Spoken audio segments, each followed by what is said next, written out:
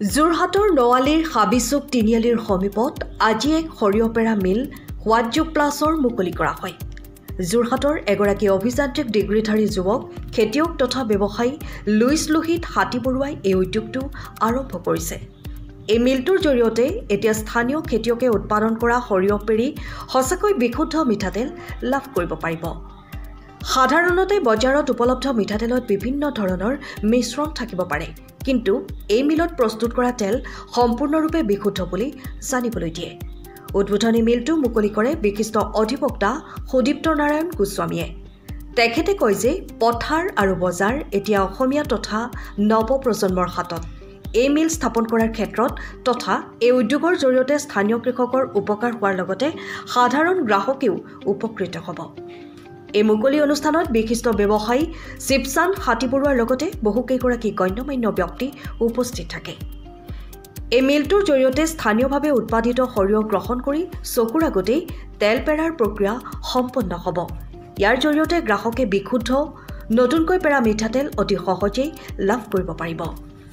সৰিয়হ খেতি কৰা খেতিয়কে এই মিলৰ সহায়ত নিজৰ উৎপাদন সহজভাৱে বিপণনত কৰিব পাৰিব। এই মিল স্থাপনেৰে অঞ্চলটোৰ কৃষি আৰু ক্ষুদ্ৰ উদ্যোগত এক নতুন উৎসাহ যোগান ধৰিব বুলি আশা প্ৰকাশ কৰিছে স্থানীয় লোকে। যোৰহাটৰ পৰা অনুপম বৰাৰ ৰিপৰ্ট, পোহৰ লাইভ 8। আনন্দিত। আমি বিচাৰোঁ অসমীয়া যুৱক এইদৰে আগবাঢ়ি অহাটো। যেতিয়া অসমীয়া যুৱকৰ হাতত পথাৰ আৰু বজাৰ দুয়োটা থাকিব, তেতিয়া অসমীয়া জাতিটো আচলতে এটা স্বাভিমানী আৰু স্বাৱলম্বী জাতি হ'ব পাৰিব। এই প্ৰতিষ্ঠানটো মই বিচাৰিছোঁ এটা আদৰ্শ প্ৰতিষ্ঠান হওক আৰু উঠি অহা প্ৰজন্মৰ বাবে এক আদৰ্শ হওক। লুইচ হাতীবৰুৱা মই জানো এজন অধ্যৱসায়ী যুৱক, তেওঁ কঠোৰ শ্ৰম কৰা যুৱক। তেওঁৰ ভাতৃ আছে শিৱচান্দ হাতীবৰুৱা, তেওঁলোকে অধ্যৱসায়ৰ যোগেদি সৎ পথেৰে ব্যৱসায় কৰি বহু যুৱকৰ বাবে তেওঁলোকে এক আদৰ্শ প্ৰতিষ্ঠা কৰিছে। এয়া খুব আনন্দৰ বিষয়। এই যাত্ৰা শুভযাত্ৰা হওক। আজি ইয়াৰ দ্বাৰ উন্মোচন কৰিবলৈ পাই মই নথৈ আনন্দিত হৈছোঁ। এই যাত্ৰাই আৰু বহু যুৱকক অনাগত দিনত অনুপ্ৰাণিত কৰক।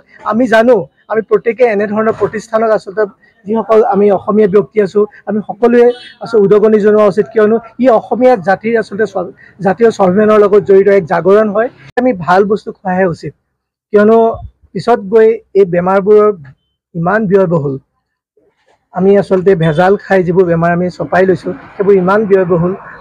তাত আমি চিকিৎসাত ব্যয় কৰাতকৈ আমি ভাল খাদ্য খাব লাগে, নিজৰ প্ৰিয়জনক ভাল খাদ্য খাবলৈ অনুপ্ৰাণিত কৰিব লাগে।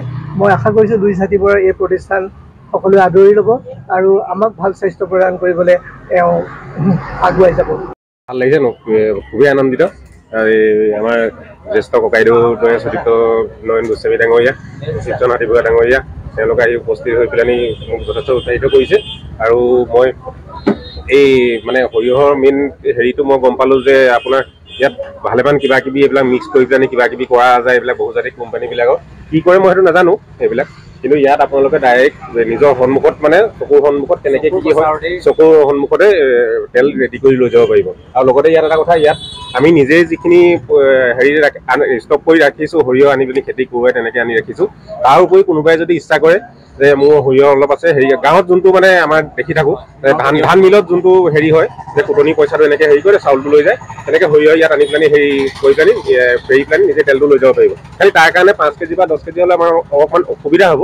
তাৰমানে কাৰেণ্টৰো যথেষ্ট এইবিলাক খৰচ পাতি আছে। সেইকাৰণে মিনিমাম 50 কেজিৰ ওপৰত যদি লৈ আহে, তেতিয়া আমি ইয়াত কুটনি হেৰিটো কৰি পেলাই মিলিংটো কৰি পেলাই প্ৰডাক্টটো উলিয়াই দিব পাৰিম ধুনীয়াকৈ। আমাৰ অসমীয়া নৱবৰ্ষ বহাগতে আমাৰ অসমীয়া মানুহে সপোন ৰচে বা আমি ন পৰিকল্পনা কৰোঁ, আৰু ঠিক এই ধাৰা অব্যাহত ৰাখি মোৰ ভাতৃ লোহিত হাতীবৰুৱাই আজি হাবিচুক তিনিআলিত সোৱাদযোগ নামেৰে মিঠাতেলৰ নতুন ব্ৰেণ্ড উন্মোচন কৰিছে। আৰু আমি আশাবাদী যোৰহাটৰ ৰাইজে এই বিশুদ্ধ মিঠাতেলৰ ব্ৰেণ্ডটো আদৰি ল'ব আৰু আমি ইয়াৰ মাজেদি আমাৰ নিজা যুৱকসকলকো উৎসাহিত কৰিব পাৰিম। আৰু এই ক্ষেত্ৰত তেখেতে প্ৰাৰম্ভিক পৰ্যায়ৰ পৰাই ধৰক কাজিৰঙা এক বিস্তৰ অঞ্চলত সৰিয়হ খেতিও কৰিছে। তেখেতে তাৰ যি স্থানীয় যুৱকসকলক সৰিয়হ বীজ দিছে, তাৰ পৰা ট্ৰেক্টৰ যোগান ধৰিছে আৰু সেই সৰিয়হসমূহ আনি মিলত পেৰি যে যোৰহাটৰ ৰাইজক বিশুদ্ধ মিঠাতেল যোগান ধৰিবলৈ চেষ্টা কৰিব। আৰু আমি খুব আশাবাদী যে সোৱাদযোগৰ ব্যৱসায়িক শ্ৰীবৃদ্ধি হ'ব আৰু যোৰহাটে অতি কম দিনৰ ভিতৰতে এই ব্ৰেণ্ডটো আঁকোৱালি ল'ব। আৰু আমিও যোৰহাটবাসীক আহ্বান জনাইছোঁ যে আহক এবাৰ সোৱাদ যোগ মিঠাতেল তেলৰ সোৱাদ চাওক গুণগত দিশৰ পৰা নিশ্চিতভাৱে আপোনালোকে খুব উচ্চ পাব গতিকে পুনৰবাৰ মই লোহিত হাতীবৰুৱাক মই শুভেচ্ছা জনাইছোঁ সোৱাদ যোগৰ শ্ৰীবৃদ্ধি হওক ধন্যবাদ